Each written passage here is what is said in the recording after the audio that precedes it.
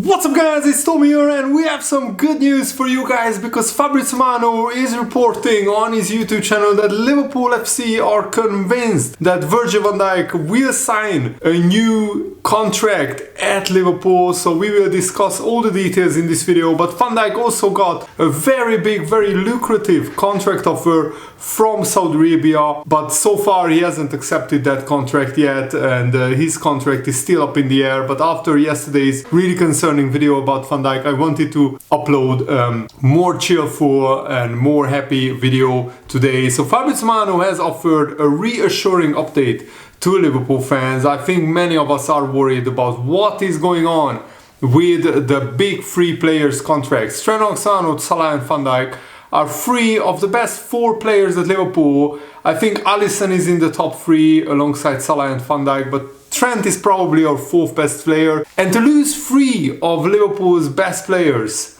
in one summer would be absolutely devastating and catastrophic. What do you think about FSG if that happens? I think there needs to be mass protests in Liverpool and at the games as well. And this is what Fabrizio Romano said. Liverpool internally insist that their plan is to keep Virgil van Dijk at the club. They really want to keep Virgil. They insist on their confidence to make it happen. So Liverpool remain confident. Relaxed is a big word. It's still too early to stay relaxed. You are relaxed when you actually sign the contract, but Liverpool remain in conversations with Van Dijk and they are convinced that they can make it happen with the player. At the moment there is still nothing agreed, but Virgil van Dijk is speaking to Liverpool. In this case, Liverpool maintain their position. The problem is we don't know what kind of contract Van Dijk is getting at Liverpool. I mean, what kind of offer Liverpool are offering. Maybe it's too short of a contract. Maybe it's not on as high wages as Van Dijk wants. But either way, I think it's too early for Van Dijk to go to Saudi Arabia and to leave Liverpool because he's still the best centre-back in the Premier League. There needs to be a middle ground, there needs to be a compromise, and maybe Liverpool are waiting for Van Dijk to lower his demands. Maybe Van Dijk is waiting for Liverpool to increase their offer. The bottom line is FSG and Liverpool have absolutely no excuse not to get this done because the player has all the leverage. Van Dijk's contract is up at the end of the season and he has surely huge offers from other clubs, which we will talk about. It should be noted that Van Dijk didn't exactly commit to Liverpool in his post-match conference after the PSG game, but he also didn't hint any desire wanting to leave Liverpool. Yes, Van Dijk will be 34 years old in July, but I think he deserves at least a 2-year contract with higher wages. And if those 2 years are up and Van Dijk has declined, then I'm sure let him go on a free transfer. He can still get that big contract in Saudi Arabia in 2 or 3 years' time. Van Dijk is on £220,000 per week. I think he deserves 250, maybe even 300,000 pounds a week. The problem is maybe Liverpool don't want to give him that. Liverpool would be absolutely downward foolish to not be striving hard to keep Van Dijk at the club, not just because he oozes class, he's an absolute Rolls Royce of a defender, but he's Liverpool's captain, he's leader on the pitch and off the pitch as well in the dressing room, and without him Liverpool I don't think would have a title contender defense. Liverpool have been linked with the likes of Dean Huijsen, Nico Schlotterbeck, Joel Ordonez. The last player I haven't heard about, but the other two are decent centre-backs but nowhere near Van Dijk's quality. Van Dijk is the best in the world. With him wanting to stay at Liverpool, there is absolutely no excuse for FSG not to extend his contract. And I will be honest, when the season started, I didn't expect to be in the middle of March and these three contracts are still not extended, still not signed. But the Mirror newspaper is reporting that Van Dijk receives a huge contract offer and he's weighing up whether to accept it or not. You can't keep these players waiting forever. Sooner or later, one of them will sign a pre-contract agreement with another club because they will just get tired of waiting for Liverpool to increase their offer and for waiting for Liverpool to make a proper, really, really good contract offer. And Van Dijk is reportedly considering a £16.8 million contract offer from Al Hilal, which to my calculations, that's £320,000 per week, which is a £100,000 per week increase on his current contract. I'm pretty much certain that Liverpool are not giving him £320,000 per week wages. I think the maximum that we probably are offering him, this is a guess on my part, but it's 250, between 250 and 300. I don't see Liverpool like offering him an almost 50% increase, like 40%. And Al Hilal already has players like Mitrovic, Ruben Neves, and they also lost Neymar to Santos. So Neymar's wages were absolutely astronomical. So Al Hilal can spend Neymar's wages on the wages of Salah and Van Dijk. And according to the L'Equipe newspaper, Van Dijk has received this huge offer, but he has yet to respond. He focuses on the remainder of the season. But this is why I said that we should get these contracts sorted before January. Before, these players can get these huge contract offers from other clubs, because now Liverpool are competing with Saudi Arabian clubs. And it's impossible to compete because Liverpool are not owned by a whole rich country and they have almost unlimited amounts of money. And the problem is that Van Dijk still has no idea whether he will sign a new contract or not. This means that probably Liverpool didn't increase their contract offer enough for Van Dijk to sign it. And Van Dijk wants to keep his focus solely on the League Cup final and winning the Premier League title. Probably when the title is already done and Liverpool's season is pretty much finished when it comes to really competitive games, that's when we will hear either contract announcements from Liverpool that Van Dijk and hopefully Salah signed a new contract, or we will hear whether any of these big three players signed a pre-contract agreement with another club. A potential move to Al Hilal could see Van Dijk team up with Mo Salah, because Al Hilal really wants to sign Mo Salah as well. And I'm not sure why they would go to Saudi Arabia apart from getting a huge amount of money. Van Dijk has a family, of course, so he wants to get as much money as possible to secure his family's future, which is understandable. But when you are one of the best defenders in the world, when you are the best centre-back in the Premier League, would you go to Saudi Arabia right now? I mean, Van Dijk is already earning amazing wages at Liverpool.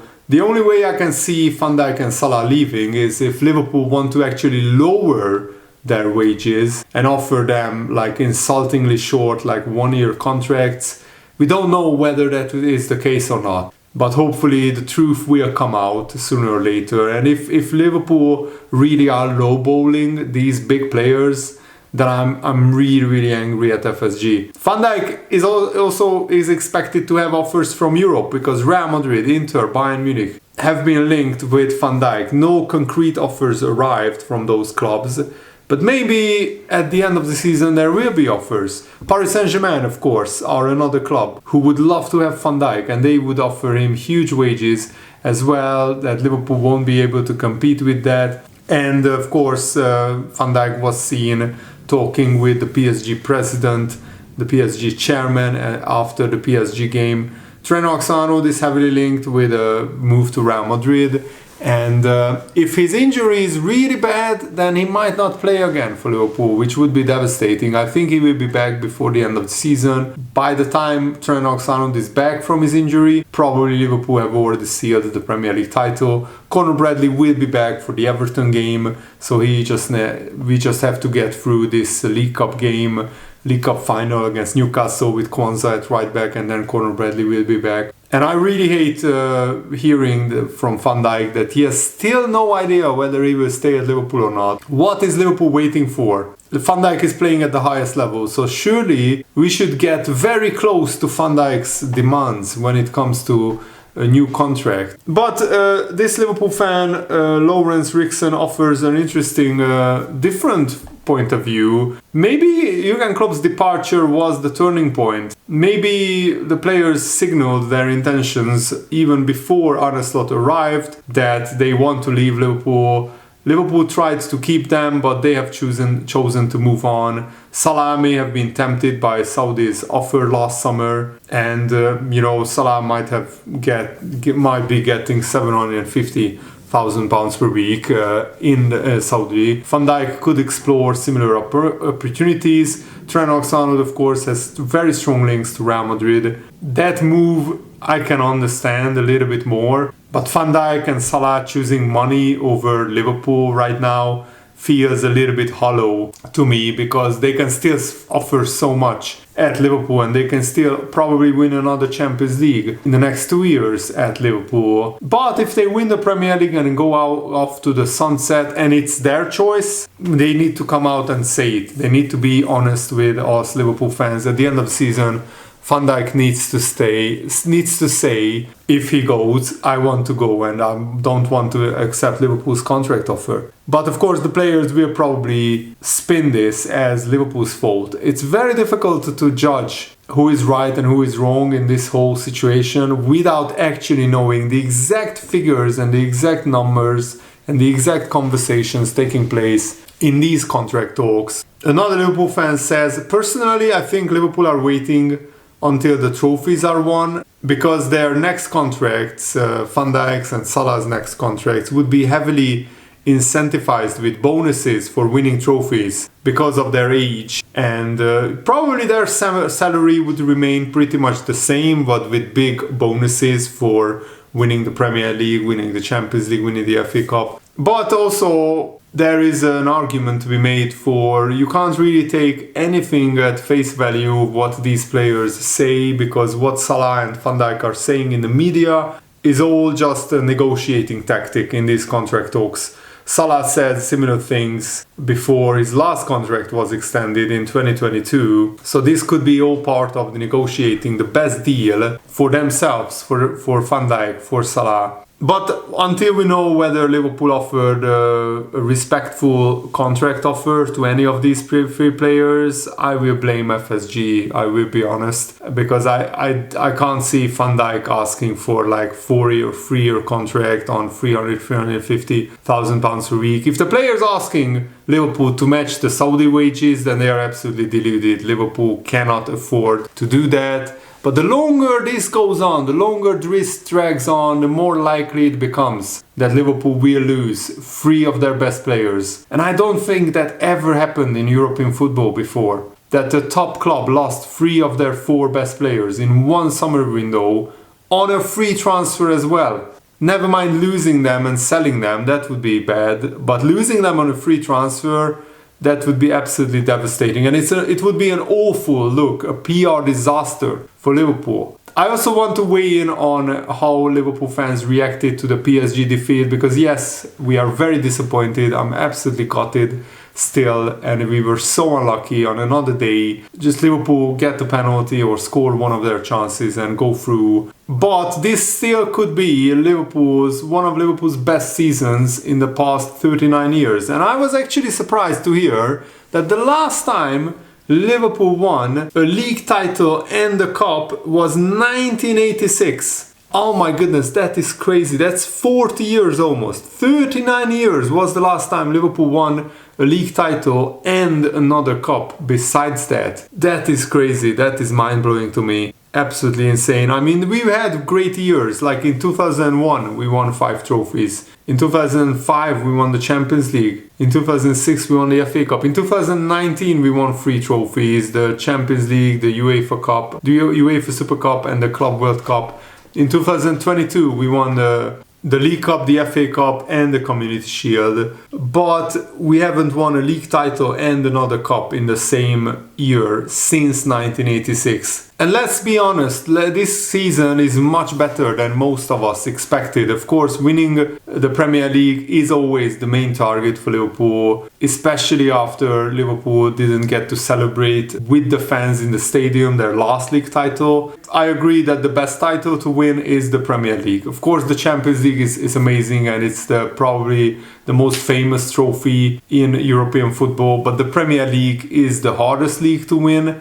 And it's the best league the best title to win, and it's the hardest title to win. I think winning the Champions League is a little bit easier than winning the Premier League, but that's another argument, another video. And David Lynch said that Liverpool will probably win the title, and they only narrowly lost to PSG, so there is no need to rip up the squad. But it does feel that Liverpool's attack has too many support acts and not enough stars at the moment. Salah is the only truly elite attacker, and we have really, really good borderline world-class attackers like Gakpo, Luis Diaz, Jota, but they all have their issues. Gakpo probably is the safest alongside Salah. But if Liverpool sold any of Chiesa, Nunez, Jota or Diaz, I don't think too many Liverpool fans would be upset. Of course, we can't sell all four of them, but Liverpool will be probably opportunistic with their transfer strategy. And if we get big offers for Nunez, we will accept it. If we get big offers for Luis Diaz, we will probably accept it. If we have any kind of offer for Chiesa, Liverpool will probably accept it because he's on huge wages. And Arne for some reason just doesn't play him. I'm not sure why. And Liverpool's main problem across Paris Saint-Germain's two legs was the striker position, the centre-forward area. Liverpool just didn't offer any threat from that position to PSG's defense. And it just shows that Arne what a genius manager he is, that in the Premier League, Liverpool are 15 points clear without any of the strikers pulling up a lot of trees. Yes, Jota and Nunez scored a few goals, but not one of them scored even 10 goals in the Premier League. And this chart that I'm about to show you, credit to David Lynch, it's of expected threat generated by players from both sides over the two legs. Jota and Darwin Nunez rank very low, tending to move the ball into less dangerous areas with their passing. So here you can see passing in dangerous areas is blue, and carrying the ball into dangerous areas is yellow.